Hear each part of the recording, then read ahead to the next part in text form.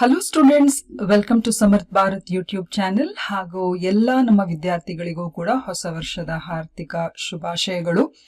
So ಈ ವಾರದ ಈ ಒಂದು ಕರೆಂಟ್ ಅಫೇರ್ಸ್ ಸೆಷನ್ ಅಲ್ಲಿ ತುಂಬಾ ವಿಷಯಗಳಿವೆ. Like tribal languages in news ಇರ್ಬೋದು, ಬ್ರೈನ್ ಡೆತ್, ಆಪ್ನಿಯಾ ಟೆಸ್ಟ್ ಇರ್ಬೋದು, ಹಾಗೆಯೇ ಆರ್ಗನ್ ಡೊನೇಷನ್ಗೆ ರಿಲೇಟೆಡ್ ಆಗಿರುವಂತ ಕೆಲವೆಲ್ಲ ಇಂಪಾರ್ಟೆಂಟ್ ಅಂದ್ರೆ ಎಕ್ಸಾಮ್ಸ್ಗೆ ರಿಲೇಟೆಡ್ ಆಗಿರುವಂತ ಮಾಹಿತಿಯನ್ನು ನಾವು ಆಯ್ದುಕೊಂಡು ಕ್ವೆಶ್ಚನ್ಸ್ ಗಳನ್ನು ಸಿದ್ಧಪಡಿಸಿದ್ದೇವೆ. ಸೊ ಐ ಹೋಪ್ ಸೊ ಈ ಸೆಷನ್ ನಿಮ್ಮ ಒಂದು ಪರೀಕ್ಷಾ ತಯಾರಿಗೆ ಖಂಡಿತವಾಗಿ ಹೆಲ್ಪ್ ಆಗ್ಲಿಕ್ಕಿದೆ. So let us start the session without any delay. ನೋಡಿ, ಇದು ದ ಹಿಂದೂ ದಿನಪತ್ರಿಕೆಯಲ್ಲಿ ಬಂದಿರುವಂತ ಒಂದು ಮಾಹಿತಿ. ಅಂದ್ರೆ 28ನೇ ಡಿಸೆಂಬರ್ಗೆ ರಿಲೇಟೆಡ್ ಆಗಿರುವಂತದ್ದು. Literary exchanges enrich languages and communities ಅಂತ ಹೇಳಿಬಿಟ್ಟು ನಮ್ಮ ದೇಶದ ರಾಷ್ಟ್ರಪತಿಯಾದಂತ ಶ್ರೀಮತಿ ದ್ರೌಪದಿ ಮುರ್ಮು ಅವರು ಹೇಳಿದ್ದಾರೆ.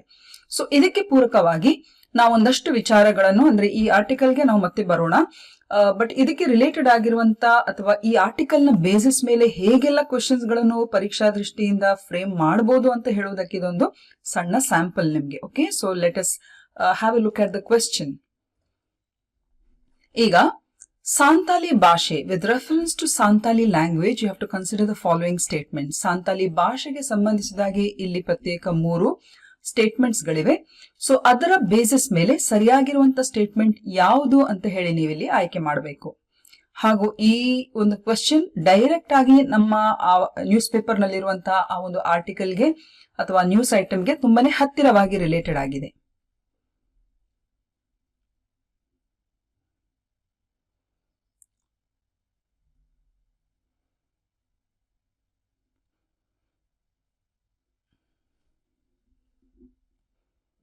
ಸಾಂತಾಲಿ ಭಾಷೆಗೆ ಸಂಬಂಧಿಸಿದ ಹಾಗೆ ಇರುವಂತಹ ಒಂದು 3 ಸ್ಟೇಟ್ಮೆಂಟ್ಸ್ಗಳು.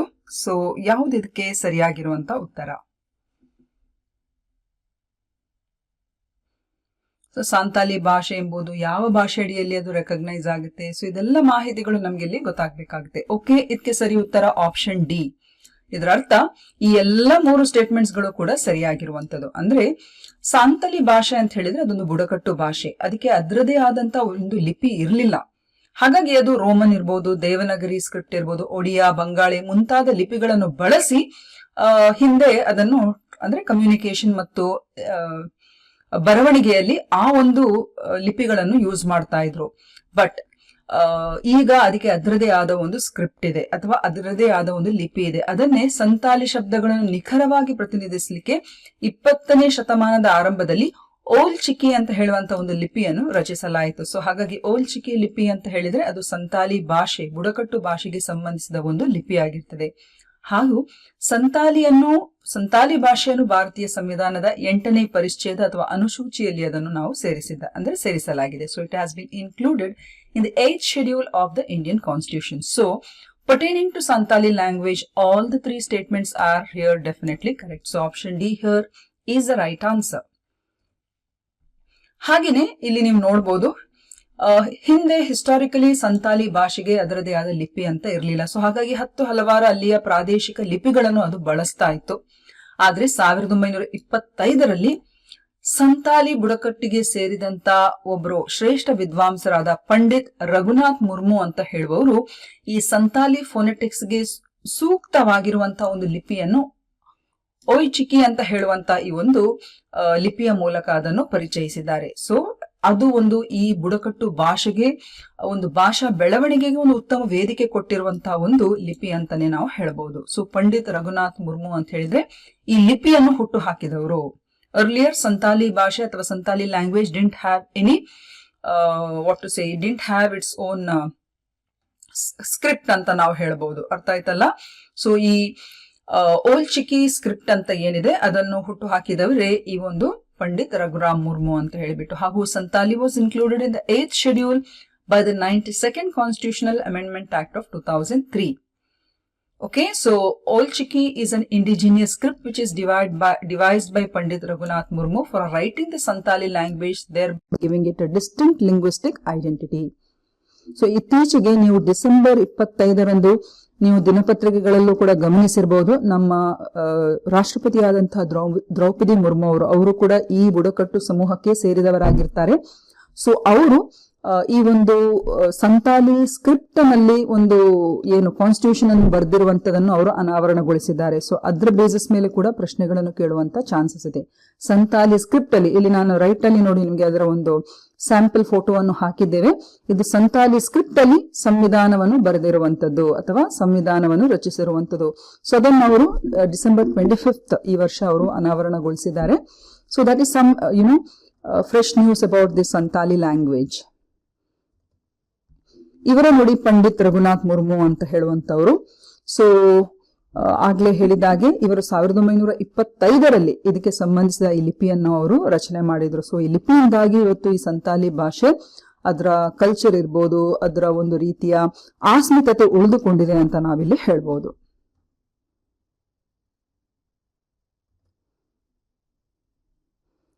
ನೆಕ್ಸ್ಟ್ ಎರಡನೇ ಪ್ರಶ್ನೆ, consider the following statements regarding the tribal languages of India. ಭಾರತದ ಬುಡಕಟ್ಟು ಭಾಷೆಗಳ ಕುರಿತಾಗಿ ಈ 3 ಹೇಳಿಕೆಗಳನ್ನು ಗಮನಿಸಿ. ಸೊ ಇಲ್ಲಿ ABC ಅಲ್ಲ, ಇದು 1, 2, 3 ಆಗ್ಬೇಕಾಯ್ತಾ? ಓಕೆ, ಪರವಾಗಿಲ್ಲ. ಈ ತರ ಎಲ್ಲ ಸಣ್ಣ ಪುಟ್ಟ ಮಿಸ್ಟೇಕ್ಸ್ ಗಳಾಗುತ್ತೆ ನಮ್ಮ ಸೈಡ್ ಇಂದಲೂ ಕೂಡ. ಸೊ ಈ ಸ್ಟೇಟ್ಮೆಂಟ್ಸ್ 3 ಸ್ಟೇಟ್ಮೆಂಟ್ಸ್ ಗಳನ್ನು ಗಮನಿಸಿ ಇಲ್ಲಿ ನಿಖರವಾದಂತ ಒಂದು ಉತ್ತರವನ್ನು ನೀವು ಇಲ್ಲಿ ಕೊಡಬೇಕಾಗುತ್ತೆ. ಅಂದ್ರೆ ಕರೆಕ್ಟ್ ಆಗಿರುವಂತಹ ಆಪ್ಷನ್ಸ್ ಅನ್ನು ನೀವು ಇಲ್ಲಿ ನೀವು ಆಯ್ಕೆ ಮಾಡ್ಕೊಬೇಕು.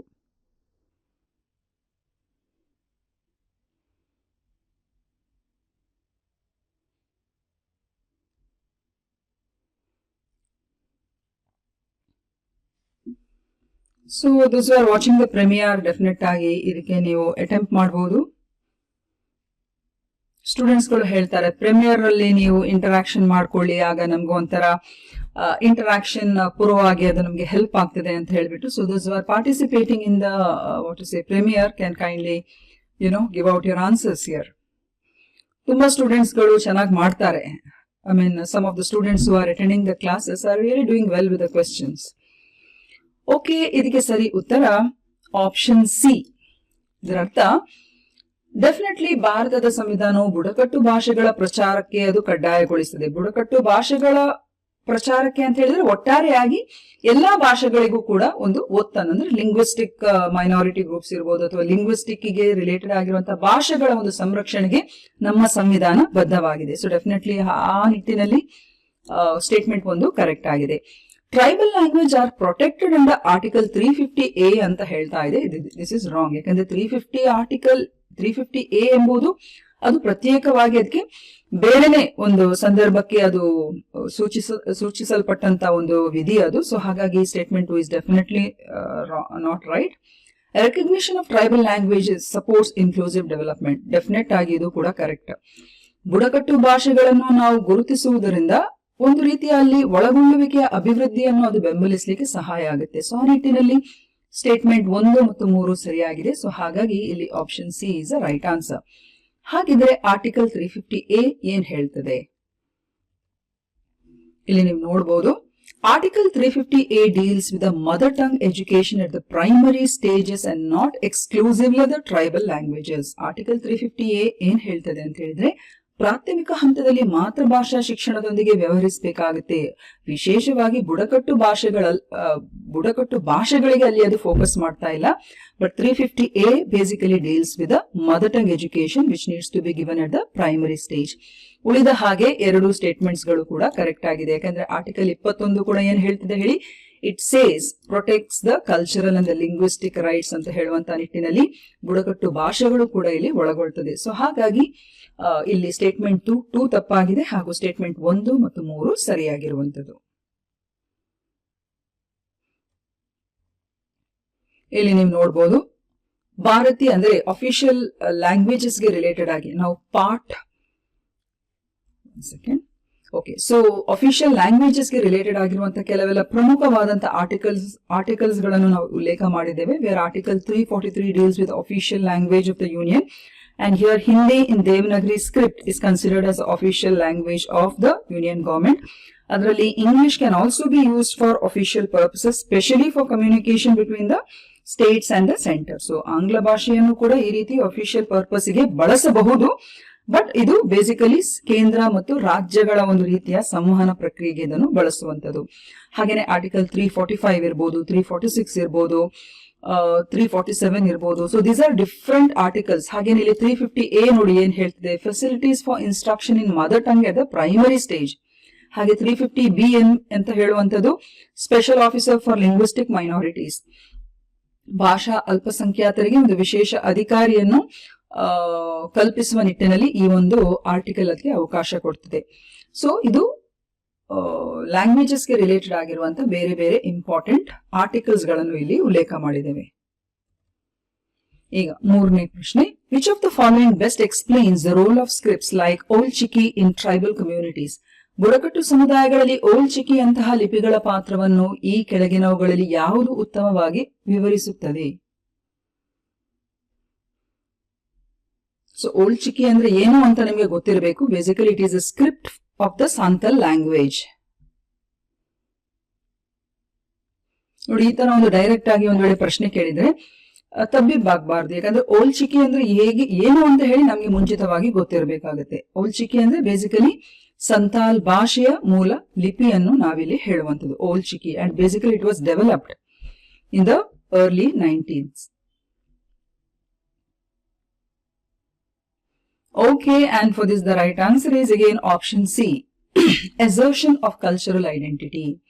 ಸೊ ಒಂದು ಸಾಂಸ್ಕೃತಿಕ ಗುರುತಿನ ಪ್ರತಿಪಾದನೆಯನ್ನು ಈ ಒಂದು ಓಲ್ಡ್ ಚಿಕಿ ಅಂತ ಹೇಳುವಂತ ಲಿಪಿಗಳು ವಿವರಿಸ್ತದೆ. ಯಾಕಂದ್ರೆ ಬುಡಕಟ್ಟು ಸಮುದಾಯಗಳಲ್ಲೂ ಕೂಡ ಅವರ ಹೆಚ್ಚಿನ ಬುಡಕಟ್ಟುಗಳಿಗೆ ಲಿಪಿ ಇರುವುದಿಲ್ಲ ಅವರ ಭಾಷೆಗಳಿಗೆ. ಸೊ ಆ ಭಾಷೆಗಳಿಗೆ ಲಿಪಿ ಆಧಾರಿತವಾಗಿ ಈ ರೀತಿಯಾಗಿ ಬೆಳವಣಿಗೆ ಉಂಟಾದಾಗ ಆಟೋಮ್ಯಾಟಿಕ್ ಆಗಿ ಆ ಒಂದು ಬುಡಕಟ್ಟು ಸಮುದಾಯದ ಒಂದು ಐತಿಹಾಸಿಕ ಸಾಂಸ್ಕೃತಿಕ ಒಂದು ರೀತಿಯ ಉದ್ದೀಪನಕ್ಕೆ ಅದು ಸಹಾಯ ಮಾಡ್ತದೆ. So basically it helps in the assertion of cultural identity. So ಆಗ್ಲೇ ಹೇಳಿದಾಗೆ ಯಾವುದೇ ಲಿಪಿ, scripts basically acts as symbols of identity, pride and autonomy, especially for indigenous groups. So ಯಾವುದೇ ಭಾಷೆ ಲಿಪಿ ಇಲ್ಲದೆ ಬೆಳವಣಿಗೆ ಅಂತ ಖಂಡಿತ ಆಗೋದಿಲ್ಲ, ಹೌದಾ ಅಲ್ವಾ? ಸೊ ಲಿಪಿ ಎಂಬುದು ಒಂದು ಭಾಷೆಯ ಬುನಾದಿ ಅಂತ ನಾವು ಹೇಳ್ಬೋದು. ಸೊ ಹಾಗೇನೆ ಇಲ್ಲಿ ನೀವು ನೋಡಬಹುದು ಸಂತಾಲಿ ಭಾಷೆ ಕೂಡ ಅಷ್ಟೇ, ಇದು ನಮ್ಮ ದೇಶದ ಒಂದು ಬಹಳಷ್ಟು ಪುರಾತನ ಭಾಷೆಗಳಲ್ಲಿ ಕೂಡ ಒಂದಾಗಿರುವಂತದ್ದು. ಹಾಗೂ ಇದು ಆಸ್ಟ್ರೋ ಏಷ್ಯಾಟಿಕ್ ಲ್ಯಾಂಗ್ವೇಜ್ ಫ್ಯಾಮಿಲಿಗೆ ಸೇರಿರ್ತದೆ. ಆಸ್ಟ್ರೋ ಏಷ್ಯಾಟಿಕ್ ಲ್ಯಾಂಗ್ವೇಜ್ ಅಂತ ಹೇಳಿದ್ರೆ ಅದನ್ನು ಆಸ್ಟ್ರಿಕ್ ಭಾಷೆಗಳು ಅಂತ ಕೂಡ ಕರಿಬಹುದು. ಬೇಸಿಕಲಿ ಬುಡಕಟ್ಟುಗಳು ಮಾತನಾಡುವಂತ ಎಲ್ಲಾ ಭಾಷೆಗಳನ್ನು ನಾವು ಈ ಆಸ್ಟ್ರೋ ಏಷ್ಯಾಟಿಕ್ ಅಥವಾ ಆಸ್ಟ್ರಿಕ್ ಭಾಷಾ ಗುಂಪುಗಳಿಗೆ ನಾವು ಸೇರಿಸ್ತೇವೆ. ಓಕೆ, ಅಂಡ್ ಬೇಸಿಕಲಿ ಸಂತಾಲಿ ಭಾಷೆಯನ್ನು ನಮ್ಮ ಸಂವಿಧಾನದ 8ನೇ ಶೆಡ್ಯೂಲ್ ಅಲ್ಲಿ 92ನೇ ತಿದ್ದುಪಡಿ ಕಾಯ್ದೆ 2003 ಅನ್ವಯ ಅದನ್ನು ಸೇರ್ಪಡೆಗೊಳಿಸಲಾಗಿದೆ. ಹಾಗೂ ಈ ಸಂತಾಲ್ ಭಾಷೆ ಏನಿದೆ ಇದು ಸಂತಾಲ್ ಬುಡಕಟ್ಟು ಜನಾಂಗದವರು ಅಂದ್ರೆ ಜಾರ್ಖಂಡ್, ಒಡಿಶಾ, ಪಶ್ಚಿಮ ಬಂಗಾಳ, ಬಿಹಾರದಲ್ಲಿರುವಂತಹ ಬುಡಕಟ್ಟುಗಳು ಈ ಭಾಷೆಯನ್ನು ಮಾತಾಡ್ತಾರೆ. ಸೊ ಇಲ್ಲಿ ನೀವು ನೋಡಿರ್ಬೋದು, recently the president of India, that's on December 25th, 2025, the President of India released the Constitution of India in the Santali language, which was written in the Old Chiki script at the Rashtrapati Bhavan. So, based on this news, all these questions have been framed. Okay, so idannu ನಾನು already explain ಮಾಡಿ ಆಗಿದೆ. The Santali language belongs to which language family? Santali ಭಾಷೆಯನ್ನು ಯಾವ ಭಾಷಾ ಕುಟುಂಬಕ್ಕೆ ಸೇರಿದೆ ಅಥವಾ ಅದು ಯಾವ ಭಾಷಾ ಕುಟುಂಬಕ್ಕೆ ಇನ್ಕ್ಲೂಡ್ ಆಗಿದೆ?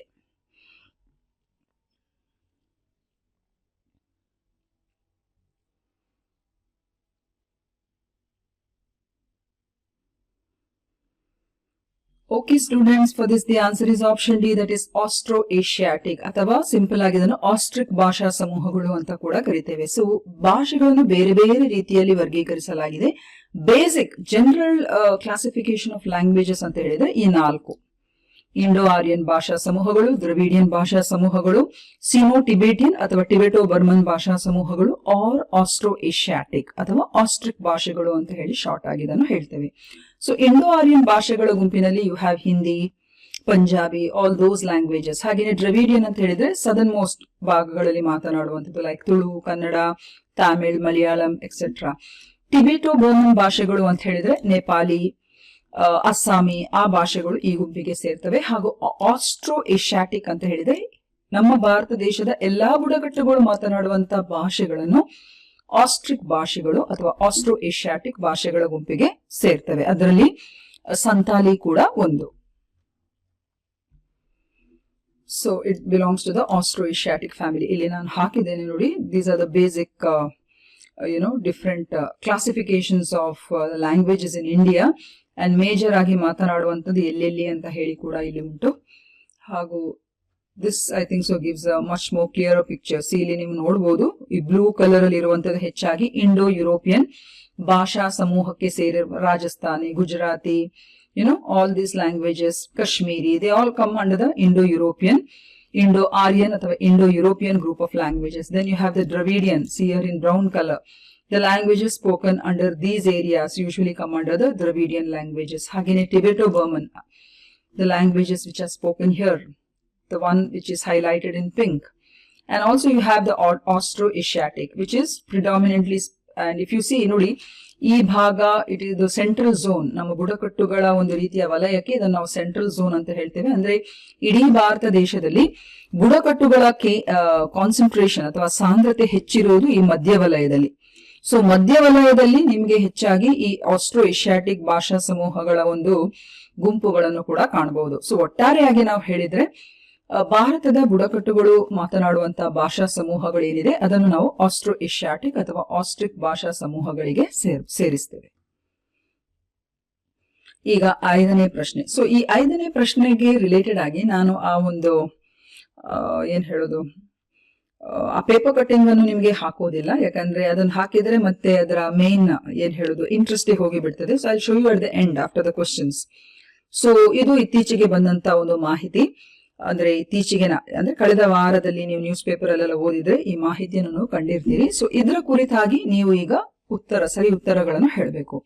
The primary objective of the proposed 1000-bed hospital approved by the Karnataka Cabinet in Jan 2026 is to ಜನವರಿ 2026ರಲ್ಲಿ ಕರ್ನಾಟಕ ಸಚಿವ ಸಂಪುಟವು ಅನುಮೋದಿಸಿದ ಪ್ರಸ್ತಾವಿತ 1000 ಹಾಸಿಗೆಗಳ ಆಸ್ಪತ್ರೆಯ ಪ್ರಾಥಮಿಕ ಉದ್ದೇಶ ಏನಾಗಿದೆ?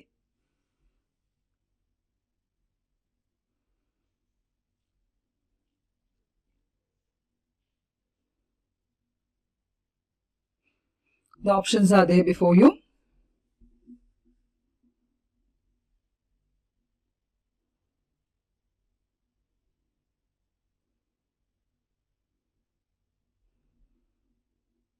Okay, for this the right answer is option B, sorry. It provides free organ transplantation facilities to the poor. ಬಡವರಿಗೆ ಉಚಿತ ಅಂಗಾಂಗ ಕಸಿ ಸೌಲಭ್ಯಗಳನ್ನು ಒದಗಿಸಲಿಕ್ಕೆ ಈ ವಿಶೇಷ ಪ್ರಸ್ತಾವಿತ 1000 ಬೆಡ್ ಹಾಸ್ಪಿಟಲ್ ಅನ್ನು ಅದಕ್ಕೆ ಅದರ ಒಂದು ಕನ್ಸ್ಟ್ರಕ್ಷನ್ಗೆ ಅಥವಾ ಅದರ ಒಂದು ಆ ಒಂದು ವಿಷಯಕ್ಕೆ ಸಂಬಂಧಿಸಿದಾಗೆ ಸಚಿವ ಸಂಪುಟವು ಕರ್ನಾಟಕ ಸಚಿವ ಸಂಪುಟವು ಅದಕ್ಕೆ ಅನುಮೋದನೆಯನ್ನು ನೀಡಿದೆ. Okay, so option B here is the right answer.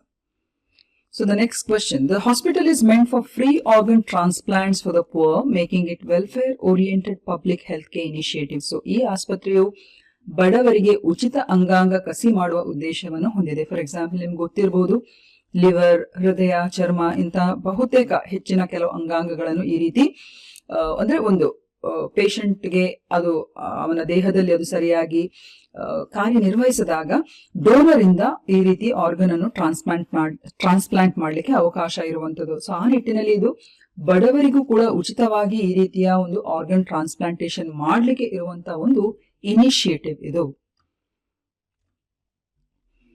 So the article clearly states that the hospital is meant for free organ transplants for the poor. So organ transplant ಅಂದ್ರೆ ಏನು?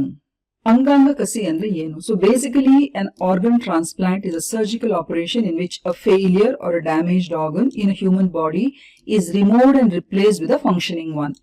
ಅಂದ್ರೆ ಎಲ್ಲಿಯಾದ್ರೂ ವೈಫಲ್ಯ ಅಥವಾ ಹಾನಿಗೀಡಾದಂತ ಒಂದು ಅಂಗಾಂಗ ಏನಿದೆ ಅದನ್ನು ತೆಗೆದು ಉತ್ತಮವಾಗಿ ಕಾರ್ಯನಿರ್ವಹಿಸುವಂತ ಒಂದು ಅಂಗಾಂಗದೊಟ್ಟಿಗೆ ಅದನ್ನು ರಿಪ್ಲೇಸ್ ಮಾಡುವಂಥದ್ದು.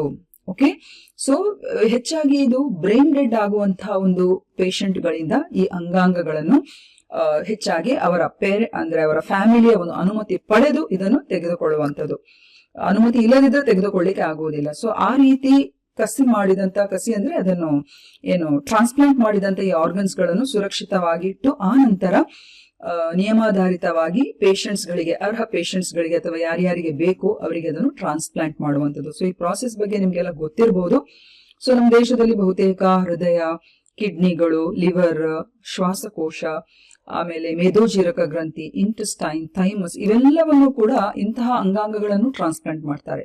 ಹಾಗೇನೆ ಟಿಶ್ಯೂಸ್ಗಳು ಲೈಕ್ ಬೋನ್ಸ್ ಇರ್ಬೋದು, ಕಾರ್ನಿಯಾ ಇರ್ಬೋದು, ಸ್ಕಿನ್ ಇರ್ಬೋದು, ಹೃದಯದ ಕೆಲವೆಲ್ಲ ಕವಾಟುಗಳು ಅಥವಾ ವಾಲ್ವ್ಸ್ ಇರ್ಬೋದು, ನರಗಳಿರ್ಬೋದು, ವೇನ್ಸ್ ಇರ್ಬೋದು, ಇದನ್ನು ಕೂಡ ಟ್ರಾನ್ಸ್ಪ್ಲಾಂಟ್ ಮಾಡ್ತಾರೆ. ಹಾಗೂ ವಿಶ್ವಾದ್ಯಂತ ನಾವು ನೋಡಿದ್ರೆ kidney is the most commonly transplanted organs, followed by liver and then the heart. ತುಂಬಾನೇ ಮಾಮೂಲಾಗಿ ಅಥವಾ ಕಾಮನ್ ಆಗಿ ಟ್ರಾನ್ಸ್ಪ್ಲಾಂಟ್ ಮಾಡುವಂತ ಅಂಗಾಂಗ ಯಾವುದು ಅಂತ ಹೇಳಿದ್ರೆ ಅದು ಕಿಡ್ನಿ. ಈಗ 6ನೇ ಪ್ರಶ್ನೆ, the proposed hospital will be set in collaboration with. So ಈ ಪ್ರಸ್ತಾವಿತ ಆಸ್ಪತ್ರೆಯನ್ನು ಈ ಕೆಳಗಿನ ಯಾವುದರ ಸಹಯೋಗದೊಂದಿಗೆ ಸ್ಥಾಪಿಸಲಾಗುವುದು?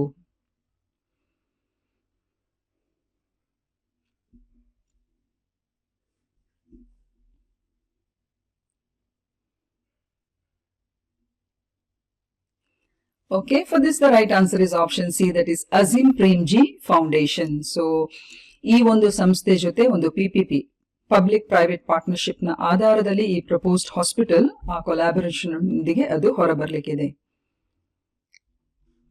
7ನೇ ಪ್ರಶ್ನೆ ನೋಡಿ, the proposed hospital is planned near NIMHANS. So ಅವಾಗ ಹೇಳುವಾಗ ನಾನು ಎಲ್ಲಿ ಅಂತ ಇದು ಪ್ರಪೋಸ್ಡ್ ಹಾಸ್ಪಿಟಲ್ ನಿಮಗೆ ಅದನ್ನು ಹೇಳಿಲ್ಲ. ಸೊ ಈ ಪ್ರಸ್ತಾವಿತ ಆಸ್ಪತ್ರೆ ಏನಿದೆ 1000 ಬೆಡ್ಡಿನ ಈ ಆಸ್ಪತ್ರೆ exclusively for what to say organ transplantation. So ಇದನ್ನು ನಿಮ್ಹಾನ್ಸ್ ಬಳಿ ಮುಖ್ಯವಾಗಿ ಇದನ್ನು ನಿರ್ಮಿಸಲಿಕ್ಕಿದ್ದಾರೆ. ಸೊ ನಿಮ್ಹಾನ್ಸ್ಗೆ ಮುಖ್ಯವಾಗಿ ಯಾತಕ್ಕೋಸ್ಕರ, ವೈ ನಿಯರ್ ಟು ನಿಮ್ಹಾನ್ಸ್ ಅಂತ ಹೇಳಿ ನೀವು ಆಪ್ಷನ್ಸ್ ಅನ್ನು ಆಯ್ಕೆ ಮಾಡಬೇಕು.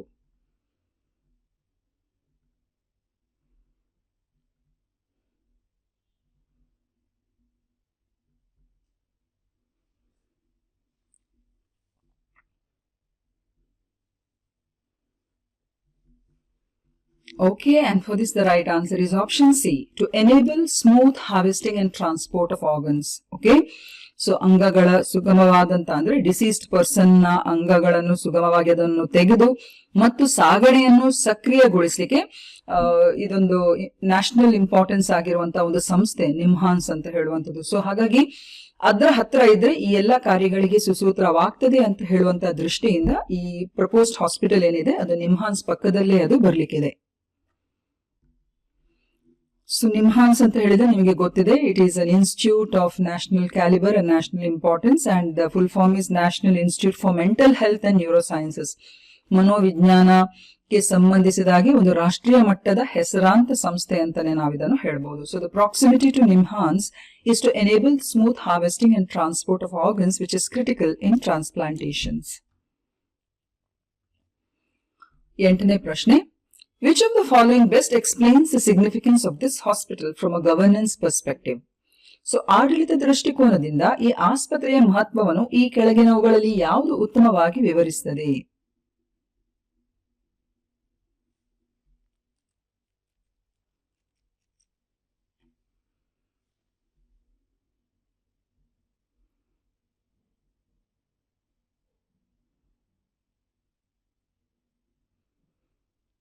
ಓಕೆ, ಇದಕ್ಕೆ ಸರಿ ಉತ್ತರ ಅಗೇನ್ ಇಟ್ಸ್ ಆಪ್ಷನ್ ಎ, ಆರೋಗ್ಯ ರಕ್ಷಣಾ ಕ್ಷೇತ್ರದಲ್ಲಿ ಸಾರ್ವಜನಿಕ ಖಾಸಗಿ ಸಹಭಾಗಿತ್ವವನ್ನು ಇದು ಎದ್ದು ತೋರಿಸುತ್ತದೆ. ಹೌದಾ ಅಲ್ವಾ? Public private partnership in tertiary health care. So the project represents a public PPP model, public-private partnership model combining state support and philanthropic investments. So PPP, public-private partnership ಅಂತ ಹೇಳಿದ್ರೆ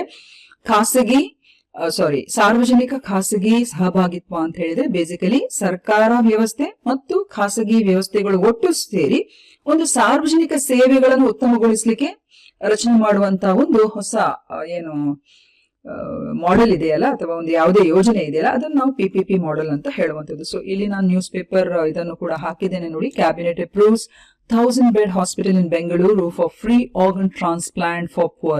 ಸೊ ನಾವು ಹಾಕಿದಂತ ಎಲ್ಲ ಪ್ರಶ್ನೆಗಳು ಕೂಡ ಈ ಆರ್ಟಿಕಲ್ ಮೇಲೆ ಕೇಂದ್ರೀಕೃತಗೊಂಡಿದೆ. ಸೊ ಹಾಗಾಗಿ ನಾನು ಇದನ್ನು ಫಸ್ಟಿಗೆ ನಾನು ಹಾಕ್ಲಿಕ್ಕೆ ಹೋಗ್ಲಿಲ್ಲ.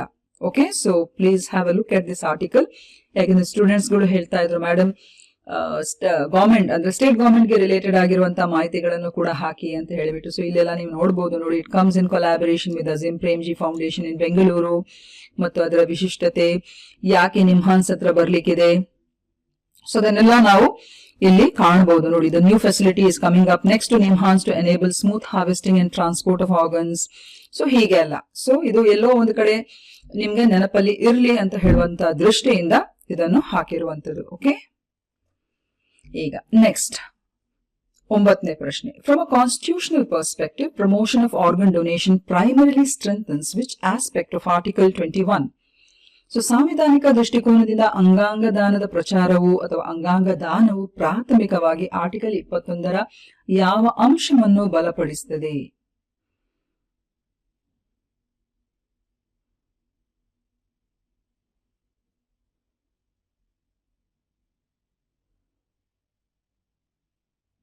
Yes, for this the right answer is option C. ಹೌದಲ್ವಾ? Right to life and liberty, ಬದುಕುವ ಹಕ್ಕು ಮತ್ತು ಸ್ವಾತಂತ್ರ್ಯಕ್ಕೆ ಸಂಬಂಧಿಸಿದ ಈ ಒಂದು ನಮ್ಮ ಸಂವಿಧಾನದ ವಿಧಿ ಏನಿದೆ ಅದಕ್ಕೆ ಪೂರಕವಾಗಿ ಈ ಅಂಗಾಂಗ ದಾನವು ಕೂಡ ಸಹಕರಿಸುತ್ತದೆ ಅಂತ ನಾವಿಲ್ಲಿ ಹೇಳ್ಬೋದು.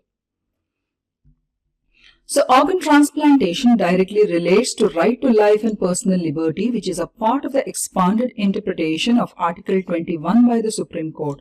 So Article 21 ಏನ್ ಹೇಳ್ತದೆ? It says that no person shall be deprived of his life or personal liberty except according to procedure established by law. ಅಂದ್ರೆ ಜೀವಿಸುವ ಹಕ್ಕು, ಬದುಕುವ ಹಕ್ಕು ಪ್ರತಿಯೊಬ್ಬ ವ್ಯಕ್ತಿಗೂ ಕೂಡ ಇರುವಂತದ್ದು. ಸೊ ಆ ನಿಟ್ಟಿನಲ್ಲಿ ಅಂಗಾಂಗ ದಾನಕ್ಕೆ ಸಂಬಂಧಿಸಿದ ಒಂದು ಪ್ರಕ್ರಿಯೆಗಳು ಬಡವರಿಗೆ ಎಲ್ಲರಿಗೂ ಸಿಗಬೇಕಾದದ್ದು. ಯಾಕಂದ್ರೆ ಎಲ್ಲಿಯಾದ್ರೂ ಒಂದು ನನ್ನ ಅಂಗಾಂಗ ಹಾನಿಗೊಂಡಿದೆ ಅಂತ ಹೇಳಿದ್ರೆ ಸಾಯುವಂತ ಒಂದು ನಿಟ್ಟಿಗಿಂತಲೂ ಈ ಒಂದು ಬದುಕುವ ಹಕ್ಕನ್ನು ಇದು ವಿಶಿಷ್ಟವಾಗಿ ಇದು ವಿವರಿಸ್ತದೆ. ಯಾವುದು? ಆರ್ಟಿಕಲ್ 21. ಮತ್ತು ಅಂಗಾಂಗ ದಾನಕ್ಕೆ ಸಂಬಂಧಿಸಿದ ಒಂದು ಮುತುವರ್ಜಿ ಇರ್ಬೋದು ಅಥವಾ ಅಂಗಾಂಗ ದಾನಕ್ಕೆ ಸಂಬಂಧಿಸಿದ ಈ ಎಲ್ಲ ಪ್ರಕ್ರಿಯೆಗಳೇನಿದೆ ದಟ್ ಸಪೋರ್ಟ್ಸ್ ಆರ್ಟಿಕಲ್ 21 ಅಂತ ನಾವಿಲ್ಲಿ ಹೇಳ್ಬೋದು. ಹಾಗೇನೆ ಇಲ್ಲಿ ನಾನು ಪಾರ್ಟ್ 3 ಫಂಡಮೆಂಟಲ್ ರೈಟ್ಸ್ಗೆ ರಿಲೇಟೆಡ್ ಆಗಿರುವಂತ ರೈಟ್ಸ್ ಗಳ ಅಡಿಯಲ್ಲಿ ಕೆಲವೆಲ್ಲ ಇರುವಂತಹ ವಿಶಿಷ್ಟತೆಗಳನ್ನು ಕೂಡ ಇಲ್ಲಿ ಹಾಕಿದ್ದೇವೆ. ಫಾರ್ ಎಕ್ಸಾಂಪಲ್ ಇಲ್ಲಿ ರೈಟ್ ಟು ಫ್ರೀಡಮ್ ಅಂತ ಹೇಳುವಾಗ ಇಲ್ಲಿ right to life and personal liberty, so ಅದರ ಅಡಿಯಲ್ಲಿ ಎಲ್ಲ ಬರುವಂತದ್ದು. So you can just have a look at this.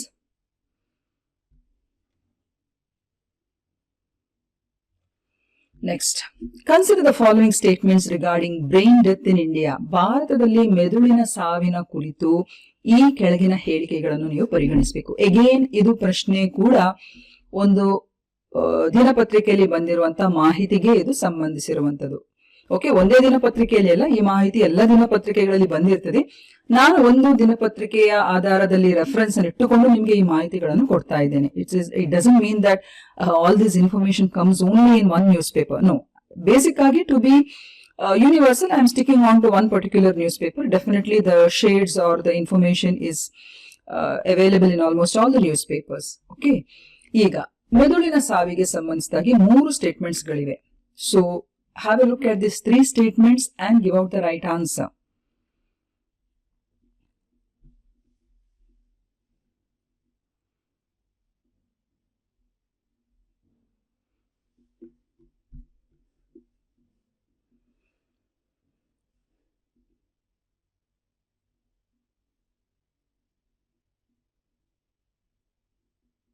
ಇಂಥ ಪ್ರಶ್ನೆಗಳಿಗೆ ಸ್ವಲ್ಪ ಜಾಸ್ತಿ ಟೈಮೇ ಬೇಕಾಗುತ್ತೆ. ಯಾಕಂದ್ರೆ you have to think, you have to connect, you have to see the options. Direct questions ಗಿಂತ statement type questions ಗಳು ಸ್ವಲ್ಪ it demands time, and that is why it is very aptly used and very universally used, especially in UPSC and KPSC exams. Okay, so 10ನೇ ಪ್ರಶ್ನೆಗೆ ಸರಿ ಉತ್ತರ option A. ಹಾಗಾದ್ರೆ 1 ಮತ್ತು 2 statements ಮಾತ್ರ ಸರಿ. ಬ್ರೈನ್ ಡೆತ್ ಡೆಫಿನೆಟ್ಲಿ ಅದು ಭಾರತದ ಕಾನೂನಿನ ಅಡಿಯಲ್ಲಿ ಮೆದುಳಿನ ಸಾವನ್ನು ಕಾನೂನುಬದ್ಧವಾಗಿ ಗುರುತಿಸಲಾಗಿದೆ. Okay, it is legally recognised under Indian law. ಹಾಗೇನೆ brain death declaration is mandatory for a cadaver organ donation. ನೆನಪಿರ್ಲಿ ನಿಮ್ಗೆ, ಯಾವುದೇ ಒಂದು ಶವದ ಅಂಗಾಂಗ ದಾನಕ್ಕೆ ಬ್ರೈನ್ ಡೆಡ್ ಅಂತ ಹೇಳುವಂತ ಘೋಷಣೆ ವೈದ್ಯಕೀಯ ಮೂಲಗಳಿಂದ ಕಡ್ಡಾಯವಾಗಿ ಆಗಿರಲೇಬೇಕು. ಅರ್ಥ ಆಯ್ತಲ್ಲ? ಬ್ರೈನ್ ಡೆತ್ ಆಗಿದ್ರೆ ಮಾತ್ರ ಸಕ್ಸಸ್ಫುಲ್ ಆಗಿ ನಮ್ಗೆ ಅವರ ಪೇಷಂಟ್ ಇದು ಅಥವಾ ಅವರ ಫ್ಯಾಮಿಲಿಯವರ ಒಪ್ಪಿಗೆ ಪಡೆದು ಆರೋಗ್ಯವಂತ ಅಂಗಾಂಗಗಳ ಒಂದು ದಾನಕ್ಕೆ ನಾವು ಮುಂದೆ ಹೋಗ್ಲಿಕ್ಕೆ ಸಾಧ್ಯ. So that's very very important. Brain death is definitely not as coma. Brain death is not, brain death ಮತ್ತು ಕೋಮಾ ಅಂದ್ರೆ ಒಂದೇ ಅಲ್ಲ. ಸೊ ಅದು ಏನು ಅಂತ ಹೇಳಿ ನಾವು ಮುಂದೆ ಡಿಸ್ಕಸ್ ಮಾಡುವ. See, brain death is recognized under Transplantation of Human Organs and Tissues Act of 1994. 1994ರಲ್ಲಿ ಬಂದಂತ ಈ ಕಾಯ್ದೆ ಅನುಗುಣವಾಗಿ ಮೆದುಳಿನ ಸಾವು ಎಂಬುದು ಅಂಗೀಕೃತಗೊಂಡಿರುವಂತಹ ಒಂದು ವ್ಯವಸ್ಥೆ. It is mandatory for cadaver donation. ಇದು ಅಂಗಾಂಗ ದಾನಕ್ಕೆ ತುಂಬಾನೇ ಇಂಪಾರ್ಟೆಂಟ್ ಹಾಗೂ ಕಡ್ಡಾಯವಾಗಿರುವಂತಹ ಒಂದು ಡಿಕ್ಲರೇಷನ್ ಆಗಿರ್ತದೆ. ಬ್ರೈನ್ ಡೆಡ್ ಅಂತ ಹೇಳಿ ಡಾಕ್ಟರ್ಸ್ ಡಿಕ್ಲೇರ್ ಆದ ನಂತರವೇ ಅಂಗಾಂಗ ಟ್ರಾನ್ಸ್ಪ್ಲಾಂಟೇಶನ್ ಅಥವಾ ಅಂಗಾಂಗ ದಾನಕ್ಕೆ ನಾವು ಹೋಗಬಹುದಾಗುತ್ತೆ. ಬ್ರೈನ್ ಡೆತ್ ಮತ್ತು coma is not one and the same. So brain death ಅಲ್ಲಿ ಏನಾಗುತ್ತೆ ಅಥವಾ ಬ್ರೈನ್ ಡೆಡ್ ಪೇಷಂಟ್ಸ್ ಗಳಲ್ಲಿ ಏನಾಗುತ್ತೆ ಅಂತ ಹೇಳಿದ್ರೆ the brain would have stopped working permanently. ಒಟ್ಟಾರೆಯಾಗಿ ಮೆಡಿಕಲಿ ಮತ್ತು ಲೀಗಲಿ ಅವರು ಡೆಡ್ ಆಗಿರ್ತಾರೆ ಹಾಗೂ no chance of recovery. Breathing ಅಂತ ಏನು ಅಂತದಿದ್ರೆ that only happens with life support machines. Breathing happens only with life support ಅಂದ್ರೆ ಜೀವಂತ ಇರ್ಲಿಕ್ಕೆ ಬೇಕಾಗುವಂತಹ ಒಂದು ಮೆಷಿನ್ಸ್ ನ ಮೂಲಕ ಮಾತ್ರ ಆ ಬ್ರೀದಿಂಗ್ ಅನ್ನು ಅಂದ್ರೆ ಬ್ರೀದಿಂಗ್ ಅಲ್ಲಿ ನಡೀತದೆ. ಅಂಡ್ ಬ್ರೈನ್ ಡೆತ್ ಆಗಿದ್ರೆ ಮಾತ್ರ ಆರ್ಗನ್ ಡೊನೇಷನ್ಗೆ ಅದು ಸಹಕಾರಿಯಾಗಿರ್ತದೆ. Coma is different. ಇಲ್ಲಿ ಬ್ರೈನ್ಗೆ ಏನಾದ್ರೂ ಇಂಜುರಿ ಆಗಿರ್ತದೆ, ಬಟ್ ಅದು ತಕ್ಕ ಮಟ್ಟಿಗೆ ಪಾರ್ಷಿಯಲ್ ಆಗಿ ಭಾಗಶಃ ಅದು ಕೆಲಸ ಮಾಡ್ತಾ ಇರ್ತದೆ. ಪರ್ಸನ್ ಅನ್ನು ಫುಲ್ಲಿ ಡೆಡ್ ಅಂತ ಇಲ್ಲಿ ಹೇಳಿಕೆ ಸಾಧ್ಯ ಆಗುವುದಿಲ್ಲ. ಹಾಗೇನೆ ಕೋಮಾದಲ್ಲಿರುವಂತಹ ವ್ಯಕ್ತಿಗಳು ರಿಕವರಿ ಆಗುವಂತ ಚಾನ್ಸಸ್ಗಳು ಕೂಡ ಇರ್ತದೆ. ಹಾಗೂ ಇಲ್ಲಿ ಬ್ರೀದಿಂಗ್ ನ್ಯಾಚುರಲ್ ಆಗಿ ಆಗ್ತಾ ಇರ್ತದೆ. ಅಂಡ್ ಕೋಮಾ ಪೇಷಂಟ್ಸ್ ಗಳನ್ನು you cannot use it for organ donation. So ಇದು ಬೇಸಿಕ್ ಆಗಿರುವಂತ ಕೆಲವು ಮಾಹಿತಿ ನಿಮ್ಗೆ ಗೊತ್ತಿರಬೇಕಾಗುತ್ತೆ. ಇನ್ನೊಂದು, the persistent underutilization of brain death cases as mentioned in the article primarily indicates a failure in. ಈ ಪ್ರಶ್ನೆಯನ್ನು ಸ್ವಲ್ಪ ಡೀಪ್ ಆಗಿ ಅರ್ಥ ಮಾಡ್ಕೊಳ್ಳಿ, ಯಾಕಂದ್ರೆ it is based on the article, news paper article. ಮೆದುಳಿನ ಸಾವಿನ ಪ್ರಕರಣಗಳ ನಿರಂತರ ಕಡಿಮೆ ಬಳಕೆಯು ಪ್ರಾಥಮಿಕವಾಗಿ ಈ ಕೆಳಗಿನವುಗಳಲ್ಲಿ ಯಾವ ವೈಫಲ್ಯವನ್ನು ಸೂಚಿಸುತ್ತದೆ? ಇದರ ಅರ್ಥ ಏನು ಅಂತ ಹೇಳಿದ್ರೆ ಅರ್ಥ ಮಾಡ್ಕೊಳ್ಳಿ. ಆಗ್ಲೇ ನಾನು ಹೇಳಿದ್ದೇನೆ, ಬ್ರೈನ್ ಡೆತ್ ಆಗಿದ್ರೆ ಮಾತ್ರ ಅಂಗಾಂಗ ದಾನಕ್ಕೆ ನಾವು ಮುಂದೆ ಹೋಗ್ಬಹುದು, ಹೌದಾ ಅಲ್ವಾ? ಈಗ ನಮ್ಮ ದೇಶದಲ್ಲಿ ಈ ಬ್ರೈನ್ ಡೆತ್ ಆದಂತ ಕೇಸಸ್ಗಳಲ್ಲಿ ಅವರ ಅಂಗಾಂಗ ದಾನಕ್ಕೆ ಪರಿಪೂರ್ಣ ರೀತಿಯಲ್ಲಿ ಮುಂದೆ ಹೋಗ್ಲಿಕ್ಕೆ ಸಾಧ್ಯ ಅಥವಾ ವೈಫಲ್ಯ ಯಾತಕ್ಕೋಸ್ಕರ ಆಗ್ತಾ ಇದೆ ಅಂತ ಹೇಳುವಂತ ಪ್ರಶ್ನೆ ಇದು. ಸುಲಭದಲ್ಲಿ ನಿಮ್ಗೆ ಹೇಳ್ಕೊಳ್ಳಿಕ್ಕೆ ಈ ರೀತಿಯಾಗಿ ಹೇಳಿದ್ದೇನೆ. ಸೊ ಇದಕ್ಕೆ ಕಾರಣ ಏನು? ಬ್ರೈನ್ ಡೆತ್ ಆದಂತ ಪೇಷಂಟ್ಸ್ ಗಳು ಏನು ಸುಲಭ ರೀತಿಯಲ್ಲಿ ಅಂದ್ರೆ ಅವರ ಅಂಗಾಂಗಗಳನ್ನು ಉಳಿದವರು ಅಂದ್ರೆ ಟ್ರಾನ್ಸ್ಪ್ಲಾಂಟೇಶನ್ ಮಾಡ್ಕೊಳ್ಬಹುದು, ಅದಾಗ್ತಾ ಇಲ್ಲ ನಿಗದಿತ ರೀತಿಯಲ್ಲಿ ನಮ್ಮ ಭಾರತ ದೇಶದಲ್ಲಿ. ಯಾಕೆ? ಯಾವುದರ ಒಂದು ಕೊರತೆಯಿಂದಾಗಿ ಅಥವಾ ಯಾವುದರ ವೈಫಲ್ಯದಿಂದಾಗಿ?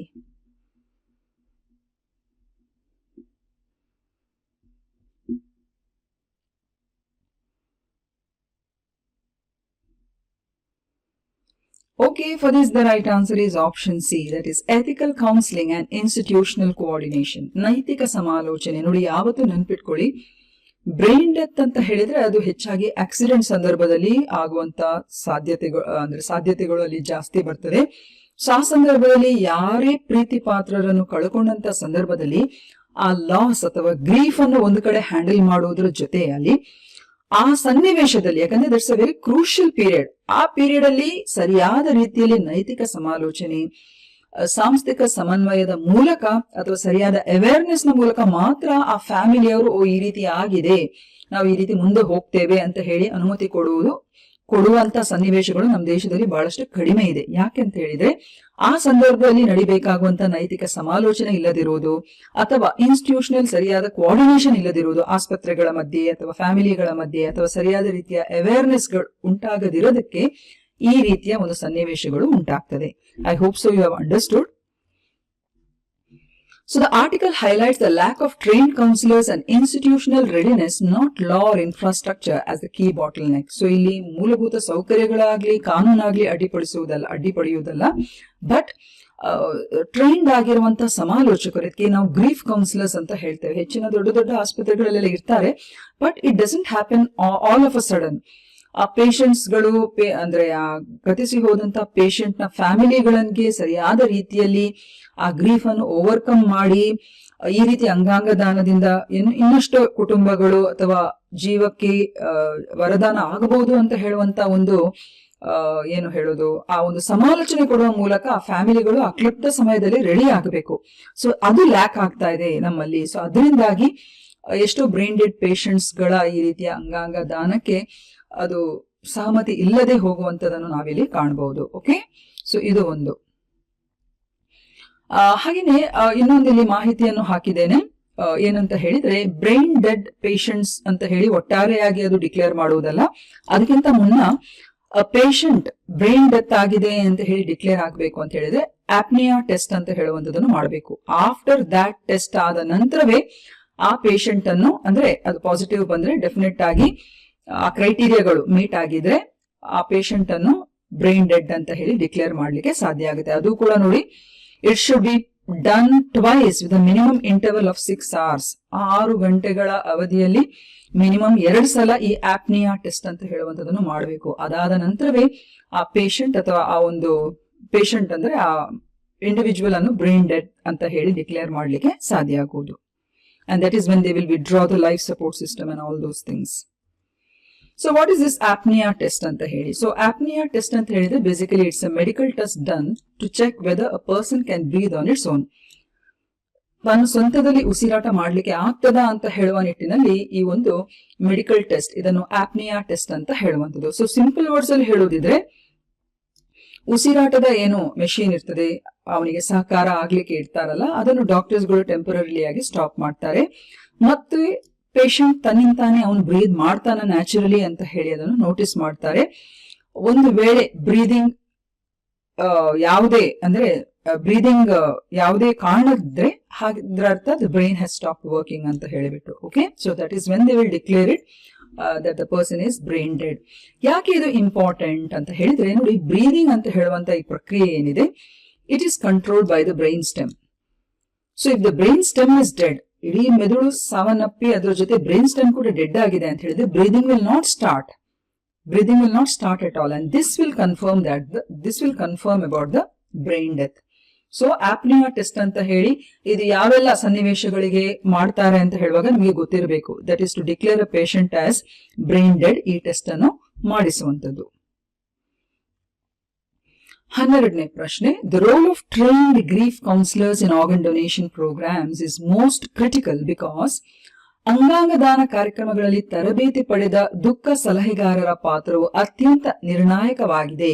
ಏಕೆಂದರೆ, ಅರ್ಥ ಮಾಡ್ಕೊಳ್ಳಿ, ಅಂಗಾಂಗ ದಾನದ ಸಂದರ್ಭದಲ್ಲಿ ದುಃಖ ಸಲಹೆಗಾರರು, ಅದಕ್ಕೆ ನಾವು ಗ್ರೀಫ್ ಕೌನ್ಸಿಲರ್ಸ್ ಅಂತ ಹೇಳ್ತೇವೆ, ಇವರ ಪಾತ್ರ ತುಂಬಾ ನಿರ್ಣಾಯಕದಾಯಕವಾದದ್ದು. ಯಾಕೆ?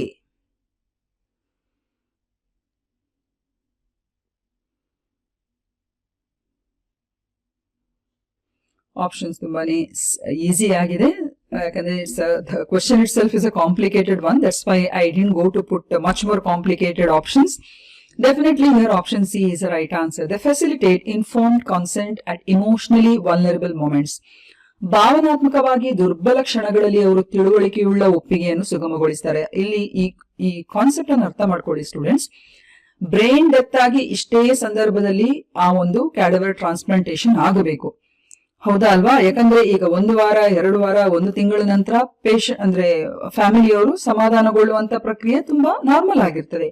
ಬಟ್ ಕ್ಲಿಪ್ತ ಸಮಯದಲ್ಲಿ ತಮ್ಮ ಪ್ರೀತಿ ಪಾತ್ರರನ್ನು ಕಳೆದಂತ ಸಂದರ್ಭದಲ್ಲಿ ಈ ರೀತಿ ಅಂಗಾಂಗ ದಾನದ ಮೂಲಕ ಇನ್ನೊಂದು ವ್ಯಕ್ತಿಯ ಮೂಲಕ ಅವರು ಜೀವಂತರಾಗ್ತಾರೆ ಅಂತ ಹೇಳುವಂತ ಒಂದು ಭಾವನಾತ್ಮಕ ಕ್ಷಣಗಳನ್ನು ಆ ಕುಟುಂಬದವರಿಗೆ ಸರಿಯಾದ ರೀತಿಯಲ್ಲಿ ಅವರು ಸಂವಹನ ಮಾಡಿದ್ರೆ ಡೆಫಿನೆಟ್ ಆಗಿ ಇಂತಹ ಬ್ರೈನ್ ಡೆತ್ ಪೇಷಂಟ್ಸ್ ಗಳ ಆರ್ಗನ್ಸ್ ಗಳನ್ನು ಟ್ರಾನ್ಸ್ಪ್ಲಾಂಟ್ ಮಾಡ್ಲಿಕ್ಕೆ ಅಲ್ಲಿ ಈಸಿ ಆಗುತ್ತೆ.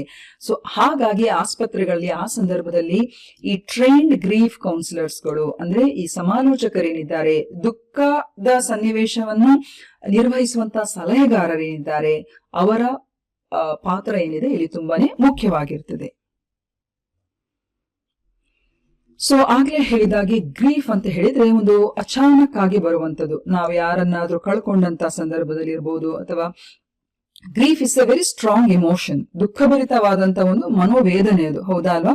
ಸೊ ಸಡನ್ ಆಗಿ ಈ ರೀತಿ ಆಸ್ಪತ್ರೆ ಸನ್ನಿವೇಶಗಳಲ್ಲಿ ನಾವು ಮಾತನಾಡುವಾಗ ಹೆಚ್ಚಿನ ಕುಟುಂಬಸ್ಥರು ಇಲ್ಲ, ಈ ತರ ಆಗ್ಲಿಕ್ಕೆ ಸಾಧ್ಯವೇ ಇಲ್ಲ ಅಂತ ಹೇಳುವಂತ ಒಂದು ಆ ಸ್ಥಿತಿಗತಿಯಲ್ಲಿ ಇರ್ತಾರೆ. ಡಿನಾಯಲ್, ಇಲ್ಲ ಅವ್ನು ಸಾಧ್ಯವೇ ಇಲ್ಲ, ಅವ್ರು ಬದುಕ್ತಾರೆ ಅಂತ ಹೇಳುವಂತ ನಿಟ್ಟಿನಲ್ಲಿ ಆ ಒಂದು ಕನ್ಫ್ಯೂಷನ್ ಮೂಡಲ್ಲಿ ಇರ್ತಾರೆ ಅವರು.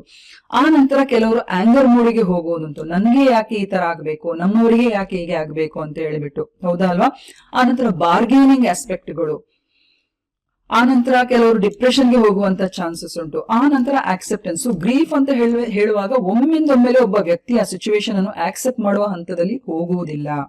ಸೊ ಈ ಎಲ್ಲಾ ವ್ಯವಸ್ಥೆಗಳನ್ನು ಅರ್ಥ ಮಾಡಿಕೊಂಡು ಆ ಫ್ಯಾಮಿಲೀಸ್ ಅವರನ್ನು ವಾಲಂಟರಿ ಆಗಿ ಒಪ್ಪಿಗೆ ತೆಗೆದುಕೊಳ್ಳಿಕ್ಕೆ ಇಲ್ಲಿ ತುಂಬಾ ನಾಜೂಕಾದಂತ ಒಂದು ಸಂವಹನ ವ್ಯವಸ್ಥೆ ಬೇಕಾಗುತ್ತೆ.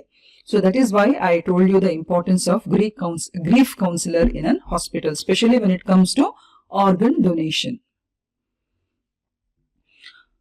13ನೇ ಪ್ರಶ್ನೆ, which of the following best explains why Tamil Nadu consistently leads in organ donation and Karnataka along with the other states is following its model. ನಿಮ್ಗೆಲ್ಲರಿಗೆ ಗೊತ್ತಿದೆ, ಇಡೀ ನಮ್ಮ ದೇಶದಲ್ಲಿ ಅಂಗಾಂಗ ದಾನದಲ್ಲಿ ತುಂಬಾ ಮುಂಚೂಣಿಯಲ್ಲಿರುವಂತಹ ರಾಜ್ಯ ಅಂತ ಹೇಳಿದ್ರೆ ಅದು ತಮಿಳುನಾಡು. ಸೊ ತಮಿಳುನಾಡು ಈ ರೀತಿ ಮುಂಚೂಣಿಯಲ್ಲಿದೆ, ಹಾಗೂ ಕರ್ನಾಟಕ ಮತ್ತು ಇತರ ರಾಜ್ಯಗಳು ಕೂಡ ಅದರ ಮಾದರಿಯನ್ನು ಅನುಸರಿಸುತ್ತಿದೆ ಎಂಬುದನ್ನು ಈ ಕೆಳಗಿನವುಗಳಲ್ಲಿ ಯಾವುದು ಉತ್ತಮವಾಗಿ ವಿವರಿಸುತ್ತದೆ. ನಾನು ನಿಮ್ಗೆ ಡೈರೆಕ್ಟ್ ಪ್ರಶ್ನೆ ಹಾಕ್ಬೋದಿತ್ತು, ಆರ್ಗನ್ ಡೊನೇಷನ್ಗೆ ಸಂಬಂಧಿಸಿದಾಗೆ ಯಾವ ರಾಜ್ಯ ಪ್ರಥಮ ಸ್ಥಾನದಲ್ಲಿದೆ ಅಂತ ಹೇಳಿ. I didn't want to put it like that way, it becomes too simple. So answer ಅನ್ನು ಕೊಟ್ಟು ನಿಮ್ಗೆ ಆ ಒಂದು ಹಿನ್ನೆಲೆಯನ್ನು ಹಾಕೊಂಡಿದ್ದೇನೆ ಆಯ್ಕೆ ಮಾಡ್ಲಿಕ್ಕೆ ಉತ್ತರವನ್ನು.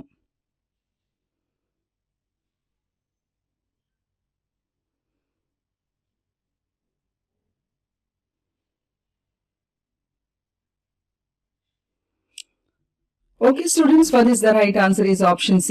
Early institutionalization of systems and sustained awareness. ವ್ಯವಸ್ಥೆಗಳ ಆರಂಭಿಕ ಸಾಂಸ್ಥೀಕರಣ ಮತ್ತು ನಿರಂತರ ಜಾಗೃತಿಯು ತಮಿಳುನಾಡನ್ನೇ ಎಲ್ಲಾ ಒಂದು ರಾಜ್ಯಗಳಿಗೆ ಹೋಲಿಸಿದ್ರೆ ಅಂಗಾಂಗ ದಾನಕ್ಕೆ ಸಂಬಂಧಿಸಿದಾಗೆ ಅದು ಟಾಪ್ ಪೊಸಿಷನ್ ಅಲ್ಲಿ ಇದೆ ಅಂತ ನಾವು ಹೇಳ್ಬಹುದು. ಸೊ ಏನಿದು ಅಂತ ಹೇಳಿ ನೋಡುವ. ಇಲ್ಲಿ ನೀವು ನೋಡಬಹುದು, ತಮಿಳುನಾಡು ಅದರ ಅಂಗಾಂಗ ದಾನಕ್ಕೆ ಸಂಬಂಧಿಸಿದ ಪ್ರಕ್ರಿಯೆಗಳು ತುಂಬಾ ಮುಂಚಿತವಾಗಿ ಅವರು ಶುರು ಮಾಡಿದ್ದಾರೆ. ರೈಟ್ ಫ್ರಮ್ ಇನ್ಫ್ರಾಸ್ಟ್ರಕ್ಚರ್ ಇರ್ಬೋದು, ಟ್ರಾನ್ಸ್ಪರೆನ್ಸಿ ಸಿಸ್ಟಮ್ ಇರ್ಬೋದು, ಕೌನ್ಸಿಲಿಂಗ್ ವ್ಯವಸ್ಥೆಗಳಿರ್ಬೋದು, ಈಗ ಅದನ್ನು ತುಂಬಾನೇ ಮತ್ತೆ ಅದನ್ನು ಇಟ್ಟುಕೊಳ್ಳುವಂತಹ ಒಂದು ಗ್ರಾಫ್ಟಿಂಗ್ ಮೆಥಡ್ಸ್ ಇರ್ಬೋದು, ಮತ್ತೆ ಇನ್ಫ್ರಾಸ್ಟ್ರಕ್ಚರ್ ಇರ್ಬೋದು, ಎಲ್ಲಕ್ಕೂ ಕೂಡ ಅದೊಂದು ರೋಲ್ ಮಾಡೆಲ್ ಆಗಿದೆ. So Tamil Nadu's laudable achievements in organ transplantation and combating challenges ahead ಅಂತ ಹೇಳುವಂತ ಒಂದು ವರ್ಲ್ಡ್ ಆರ್ಗನ್ ಡೊನೇಷನ್ ಡೇಗೆ ರಿಲೇಟೆಡ್ ಆಗಿ ಒಂದು ಆರ್ಟಿಕಲ್ ಬಂದಿತ್ತು. ಸೊ ಅದನ್ನ ನಾನು ಸುಮ್ಮನೆ ಒಂದು ಬೇಸ್ ಆಗಿ ಇಟ್ಟುಕೊಂಡು ಇಲ್ಲಿ ಹಾಕಿದ್ದೇನೆ. So Tamil Nadu is a top most in organ donation. So ಇದು ನೀವಿಲ್ಲಿ ನೋಡಬಹುದು. Karnataka sees highest ever organ donations in 2025. So Karnataka ಕೂಡ ಇತ್ತೀಚೆಗೆ ತಮಿಳುನಾಡಿನ ಕೆಲವೆಲ್ಲ ಮಾಡೆಲ್ಸ್ ಗಳನ್ನು ಅಪ್ರೋಚ್ ಮಾಡ್ತಾ ಇದ್ದು, ಈಗ ಕರ್ನಾಟಕದಲ್ಲಿ ಇಲ್ಲಿ ನೀವು ಗಮನಿಸಿದ್ರೆ 2025 ಅಲ್ಲಿ 198 ಡೊನೇಷನ್ಸ್ ಗಳನ್ನು ಮಾಡಿದ್ದಾರೆ. ಸೊ ಇಲ್ಲಿವರೆಗಿನ ಅದು ಹೈಯೆಸ್ಟ್ ಅಂತಾನೆ ನಾವು ಹೇಳ್ಬಹುದು. ಸೊ ನಮ್ಮ Karnataka state organ and tissue transplant organisation ಏನಿದೆ, ಸೋಟೋ ಅಂತ ಹೇಳಿ. So basically that is the nodal agency that facilitates cadaver organ donation. So ಅದು ಕಳೆದ ವರ್ಷ ಅಂದ್ರೆ 2025 ಅಲ್ಲಿ 198 ಡೊನೇಷನ್ಸ್ ಅನ್ನು ಅದು ರುಜು ಮಾಡಿದೆ. ಸೊ ಹಾಗಾಗಿ that is very first time of its kind, highest ಆಗಿರುವಂತದ್ದು. ಸೊ ಇಲ್ಲಿ ನೀವು ನೋಡಿದ್ರೆ ತಮಿಳುನಾಡು ಹೈಯೆಸ್ಟ್ ಇದೆ ಆರ್ಗನ್ ಡೊನೇಷನ್ಸ್ ಅಲ್ಲಿ, ಅವರದ್ದು ನೋಡಿ 267 ಪರ್ ಇಯರ್. ಹಾಗೇನೆ Tamil Nadu next Telangana, it is in 205. ಹಾಗೆ ಕರ್ನಾಟಕದಲ್ಲೂ ಕೂಡ ಇಂಪ್ರೂವ್ಮೆಂಟ್ ಇದೆ, 198. Next comes Maharashtra and then comes Gujarat. So top 5 ಗಳಲ್ಲಿ ಕರ್ನಾಟಕ ಇದೆ, but top most is Tamil Nadu. So ಇದ್ರ ಬೇಸಿಸ್ ಮೇಲೆ we have put all this information for you all through this question. So hope so ಈ ಪ್ರಶ್ನೆಗಳು ನಿಮಗೆ ಇಷ್ಟ ಆಗಿದೆ ಅಂತ ಅನ್ಕೊಂಡಿದ್ದೇನೆ. ಅಂಡ್ ನಿಮ್ಮ ಫೀಡ್ಬ್ಯಾಕ್ ಅನ್ನು ಕೂಡ ಕೊಡಿ, ನಿಮ್ಮ ಕಮೆಂಟ್ಸ್ ಗಳ ಮೂಲಕ ಕ್ಲಾಸಸ್ ಹೇಗೆ ನಡೀತಾ ಇದೆ ಅಂತ ಹೇಳುವಂತ ಅಭಿಪ್ರಾಯವನ್ನು ಕೂಡ ಕಳಿಸಿ. ಸೊ ಹೊಸ ವರ್ಷ ನಿಮ್ಗೆಲ್ಲರಿಗೂ ಶುಭವಾಗ್ಲಿ ಅಂತ ಹಾರೈಸ್ತಾ, thank you for watching. Have a nice day.